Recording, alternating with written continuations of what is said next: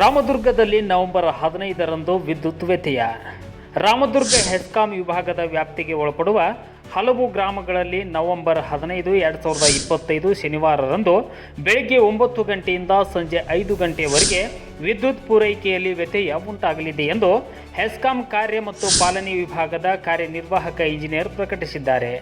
ಇನ್ನು 110 ಕೆವಿ ರಾಮದುರ್ಗ ವಿದ್ಯುತ್ ವಿತರಣಾ ಕೇಂದ್ರಕ್ಕೆ ಸಂಬಂಧಿಸಿದ 110/33/11 ಕೆವಿ MUSS ರಾಮದುರ್ಗ ಉಪಕೇಂದ್ರದಲ್ಲಿ 3ನೇ ತ್ರೈಮಾಸಿಕ ನಿರ್ವಹಣಾ ಕಾಮಗಾರಿ ಹಾಗೂ ತುರ್ತು ಕಾಮಗಾರಿಗಳನ್ನು ಕೈಗೊಳ್ಳುವ ಹಿನ್ನೆಲೆಯಲ್ಲಿ ಈ ವಿದ್ಯುತ್ ವ್ಯತ್ಯಯ ನಡೆಯಲಿದೆ.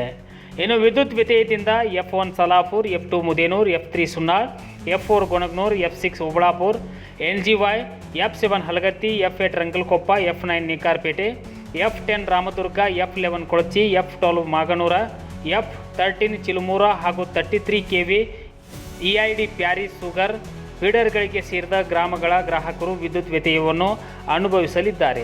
ಇನ್ನು ವಿದ್ಯುತ್ ಪೂರೈಕೆಯಲ್ಲಿ ಶ್ರೇಯೋಭಿವೃದ್ಧಿಗಾಗಿ ಅಗತ್ಯ ನಿರ್ವಹಣಾ ಕಾಮಗಾರಿಗಳನ್ನು ಕೈಗೊಳ್ಳುತ್ತಿರುವುದರಿಂದ ರಾಮದುರ್ಗದ ಸಾರ್ವಜನಿಕರು ಮತ್ತು ಗ್ರಾಹಕರು ಸಹಕರಿಸುವಂತೆ ಹೆಸ್ಕಾಂ ಇಲಾಖೆ ವಿನಂತಿಸಿದೆ.